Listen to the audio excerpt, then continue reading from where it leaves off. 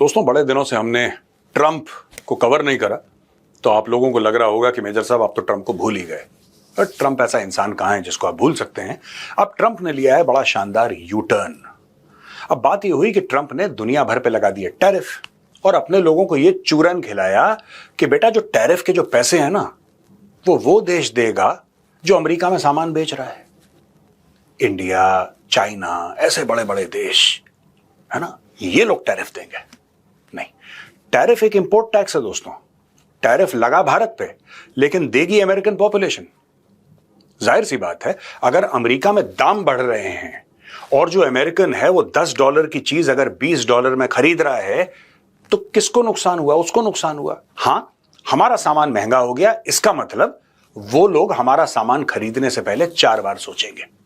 इतना नुकसान भारत को हुआ है, लेकिन अमेरिकन को तो पैसा देना पड़ा। अब ट्रंप को यह रियलाइजेशन हो रहा है, ये पूरी बात कि नहीं साहब हम ये कर देंगे और इससे हमारी इकोनॉमी ऐसी ऊंची हो जाएगी, ये दुनिया भर की बातें ट्रंप ने बोली। ट्रंप ने यहां तक बोला कि ट्रिलियंस यानी कि खरबों डॉलर हमने कमा लिए हैं भाई। भारत और चाइना से खरबों डॉलर हमने कमा लिए हैं, पूरी दुनिया से लबालब पैसा हमारी ट्रेजरी में भरा पड़ा है, हमें पता ही नहीं इस पैसे का क्या करें। ये सारी की सारी चीजें उन्होंने बेची। अच्छा, ट्रंप के सपोर्टर्स हैं भी बेचारे थोड़े मासूम से, ट्रंप जो बोलता है वो मान लेते हैं, जैसे भगवान ने बोला होगा। अचानक ट्रंप ने लिया यू टर्न और पिछले 24 घंटे में आदेश दे दिए गए कि काफी खाने पीने की चीजों में, जिसमें सब्जियां हैं, जिसमें बीफ है, जिसमें एवोकाडो है, जिसमें और ड्राई फ्रूट्स हैं, इन सारी की सारी जो खाने पीने की चीजें हैं उस पे टैरिफ कम कर दो। ज्यादा टैरिफ यानी कि महंगा सामान, कम टैरिफ यानी कि सस्ता सामान। और यहां पे डोनाल्ड ट्रंप फंस गया। अब दोस्तों, चक्कर यह है कि अगर वो टैरिफ कम करता है, इसने टैरिफ बढ़ाए क्यों थे पहले ये समझ लें आप। इसने टैरिफ इसलिए बढ़ाए थे कि बाहर से जो सामान आता है, जैसे फॉर एग्जांपल अगर अर्जेंटीना से बीफ आती है या अर्जेंटीना से मीट आता है, उदाहरण के लिए मैं बता रहा हूं आपको, तो वो इतना महंगा हो जाए कि फिर लोग मजबूरन जो अमेरिका में मीट बेच रहे हैं, बीफ बेच रहे हैं, उनसे लोग खरीदें अमेरिकन। अब बाहर से इतना महंगा हो गया है तो चलो जो अमेरिकन बेच रहा है, अपने देश का बंदा बेच रहा है, उससे माल खरीदो। ये ट्रंप का पूरा आइडिया था। अब हुआ उससे ये कि दाम ज्यादा बढ़ गए, डिमांड और सप्लाई में गैप हो गया। अमेरिकन उतना खाने पीने की चीजें नहीं बनाते जितनी लोगों को आवश्यकता है, इसलिए अचानक हर चीज पे क्लैम्प डाउन हो गया। अच्छा, हाल फिलहाल में चुनाव हुए और जहां पे चुनाव हुए डोनाल्ड ट्रंप की पार्टी हार गई। डोनाल्ड ट्रंप की पार्टी हार गई और सबसे ज्यादा जो उसको दुख हुआ जब जोहरान ममदानी बना मेयर, जबकि मेयर इतना बड़ा नहीं है कि स्टेट के गवर्नर जितना बड़ा हो, वो एक शहर का मेयर होता है, पावरफुल पोजीशन है, लेकिन एक शहर का होता है, वो पूरे स्टेट का तो होता नहीं है। लेकिन इसने बोला था अगर ये हो गया तो मैं ये कर दूंगा। अब वो बन गया। अच्छा बना बुरा बना, न्यूयॉर्क के लोगों ने उसको वोट दिया और उसको मेयर बना दिया। और बाकी सबसे भी, ये जितनी भी और जगह चुनाव हुए थे बीच में, वहां पे ट्रंप को मिली बुरी खबर वहां से। और सारे के सारे जो भी रिपब्लिकन पार्टी यानी डोनाल्ड ट्रंप की पार्टी थी, सबके जो कैंडिडेट्स थे हार गए। अब वहां पे फिर से चुनाव होंगे अमेरिका में, प्रेसिडेंशियल इलेक्शन नहीं, पर बीच में जो मिड टर्म टाइप के होते हैं ना, जो इलेक्शंस होते रहते हैं, वो होने वाले हैं 2026 में। और ट्रंप के लोगों ने ट्रंप को यह बोला है कि सर देखिए, सबसे बड़ी बात यह है अगर आपको चुनाव जीतने हैं तो लोगों के लिए चीजें आपको सस्ती करनी पड़ेंगी। आप चीजें महंगी करती चले जा रहे हैं, फिर आप उनको कोई स्टोरी सुना रहे हैं कि अमेरिका फिर से एक बार बिल्कुल आसमान पे चढ़ जाएगा 10 साल के बाद। नहीं, लोग ये चाह रहे हैं जानना कि साहब आज शाम को अगर वो सब्जी कुछ खरीदने जाए, ब्रेड खरीदने जाए, कुछ भी खरीदने जाए तो कितने का मिलेगा, उसको 10 साल का चूरन मत खिलाइए आप। अब ट्रंप को लग रहा है डर, ये 3-4 चुनाव तो हार गया ये, अगले साल जो होंगे 2026 में कुछ चुनाव होंगे, अगर उसमें भी ट्रंप हार गया, फिर दोस्तों ट्रंप को लोग व्हाइट हाउस में टिकने नहीं देंगे, इसी की पार्टी के अंदर से रिवोल्ट हो जाएगा। तो ट्रंप ने बोल दिया नहीं, टैरिफ वैरिफ हटाओ, और टैरिफ में इसने ले लिया यू टर्न। अब कितना और यू टर्न लेगा, कहां कहां यू टर्न लेगा, ये सोचने वाली बात है। अब एक और चीज में फेरबदल हो गया दोस्तों।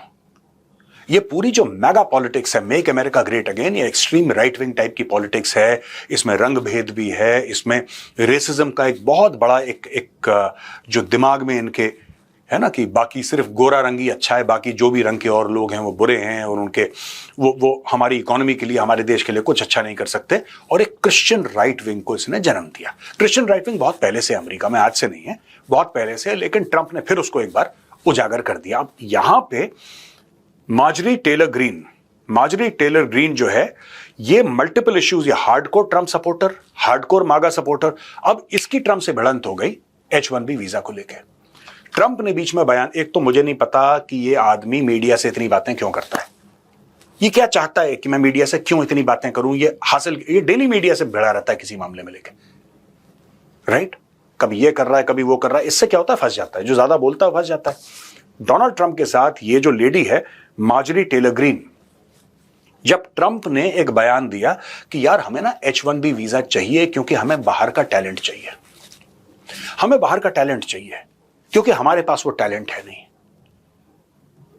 ये मैडम, ये तो चढ़ दौड़ी डोनाल्ड ट्रंप के ऊपर कि तुम्हारी हिम्मत कैसे हुई ऐसा बोलने की।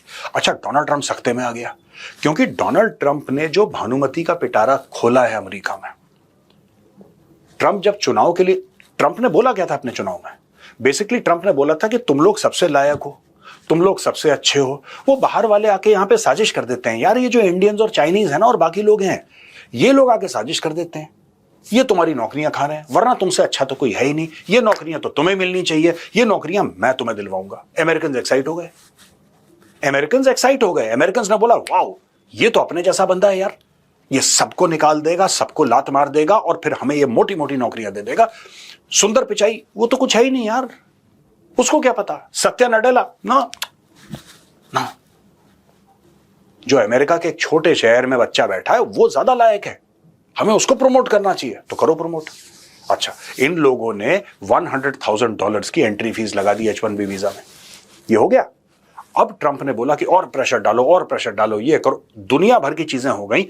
अब आईटी इंडस्ट्री ने बोला कि भाईजान हम तो कोलैप्स होने वाले हैं, क्योंकि हमारा टोटल मामला टैलेंट का है, टोटल मामला टैलेंट का, और टैलेंट का जो मेन सप्लायर है H1B वीजा, जो आईटी का खासतौर से टैलेंट है, that is coming from India. Number 2 it's coming from China, number 1 India से आ रहा है। आपने तो बंद करवा दिया, हमारी कंपनियां चलेंगी कैसे? ट्रंप आया, प्रेशर में ट्रंप ने बोल दिया कि H1B वीजा हमें चाहिए। यही बंदा 3 महीने पहले बोल रहा था कि H1B वीजा क्यों चाहिए, आज वही बंदा कह रहा है कि हमें चाहिए, हमें चाहिए, क्योंकि कंपनियों ने जाके उसको बताया कि साहब आप ये कह रहे हैं कि हम सस्ते में इंडियंस को हायर कर रहे हैं, ये आपकी बड़ी गलतफहमी है, सस्ते वस्ते में कोई हायर नहीं कर रहा, यहां पे है ही नहीं टैलेंट अमेरिका में। अमेरिका में जिस लेवल का, देखिए 2 चीजें हैं, ग्राउंड ब्रेकिंग रिसर्च कहां पे चल रही है? अमेरिका में चल रही है, भारत से कहीं ज्यादा ग्राउंड ब्रेकिंग। अगर आप देखें, ट्विटर अमेरिका में जन्म लिया, गूगल, फेसबुक या ट्विटर या कोई भी ऐसा प्लेटफॉर्म, अडोबी है या कोई भी ऐसा प्लेटफॉर्म है, आप देखेंगे ज्यादातर 90% आपको अमेरिका में दिखेगा और 10% आपको यूरोप में दिखेगा। तो क्या कटिंग एज रिसर्च अमेरिका में हो रही है? हो रही है। वो कर कौन रहे हैं? वो इंडियंस कर रहे हैं। सिलिकॉन वैली में इंडियंस भरे पड़े हैं सिलिकॉन वैली में। इसको ऐसा लगता है कि सारे के सारे जॉब्स में अगर मैं अमेरिकन को डाल दूंगा तो फिर तो बल्ले बल्ले, आपको इंडियंस की जरूरत ही नहीं है, तुम लोग भागो, चाइनीज तुम भागो, हम लोग संभाल लेंगे। अब वो कह रहे हैं साहब वो टैलेंट जो है, जो हमें लाखों लोग चाहिए, लाखों प्रोग्रामर चाहिए, खासतौर से आईटी की फील्ड में, वो है नहीं अमेरिका में। अमेरिका इतना प्रोड्यूस नहीं करता है, क्योंकि अमेरिका की पॉपुलेशन दोस्तों करीब 30-35 करोड़ की है। टोटल जो अमेरिका की पॉपुलेशन है वो 30-35 करोड़ की है, और 30-35 करोड़ में कितने लोग हैं जो इन काम के पीछे पड़े हुए हैं यार? कई लोग तो हैं जो स्कूल ही अपना कंप्लीट नहीं करते अमेरिका में, कई लोग अपना कॉलेज कंप्लीट नहीं करते। उसमें इंजीनियर्स कितने बनते हैं, सॉफ्टवेयर इंजीनियर्स उसमें से कितने, इंजीनियरिंग भी तो 15 ब्रांचेस है ना इंजीनियरिंग की, तो उसमें से सॉफ्टवेयर वाले कितने? ये सारी की सारी चीजें हैं, ये जाके लेकर गए। ट्रंप ने बोल दिया कि अच्छा ठीक है, हमें तो चाहिए। इसका मतलब जैसे उसने बिना सोचे समझे पहले बोला था कि नहीं चाहिए, वैसे ही बिना दिमाग लगाए उसने बोल दिया चाहिए। अब चाहिए तो ये जो है मैडम मार्जरी टेलर ग्रीन, ये पीछे पड़ गए, और बाकी लोग भी ततैये की तरह ट्रंप पे चिपट गए कि तुमने तो धोखा दिया है हमें, तुमने तो वादा करा था, ये सारे के सारे जॉब्स अमेरिकन को जाएंगे। अब तुम कह रहे हो कि H1B वीजा चाहिए, हम इंडियंस को लेकर आएंगे, हम चाइनीज को लेकर आएंगे। क्यों? हम नहीं चाहते तुम चाइनीज और इंडियंस को लेकर आओ। अब ये लड़ाई हो गई। अब ट्रंप को लगा कि मैं तो फंस गया, वहां पे टैरिफ के चलते फंसा, यहां पे H1B वीजा के चलते फंसा, वहां पे एप्स्टीन फाइल्स का चक्कर चल रहा है, वहां पे FBI का चक्कर चल रहा है, ये आदमी फंसा पड़ा है।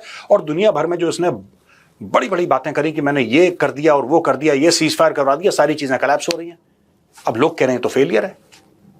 H1B वीजा स्पेसिफिकली को लेकर अब क्या हुआ कि ट्रंप ने एक नया बयान दोस्तों दाग दिया, और नया बयान यह है कि हाँ H1B वीजा में 5-7 साल के लिए तुम आओ, अमेरिका में रहो आराम से, अमेरिकन को ट्रेन करो और तुम वापस चले जाओ। ट्रंप ने पहले यू टर्न लिया और फिर यू टर्न का फिर डबल यू ले लिया। पहले बोला किसी की आवश्यकता नहीं है, निकलो यहां से। फिर बोला कि चलो कोई बात नहीं, $1 लाख देके आ सकते हो। फिर बोला $1 लाख, अच्छा एक काम करो, हमें तुम्हारी जरूरत है, तुम आ जाओ। फिर लेटेस्ट है कि तुम आओ, तुम वापस चले जाओ। तो H1B वीजा में यह आदमी 4 बार 4 महीने में अपनी पोजीशन चेंज कर चुका है।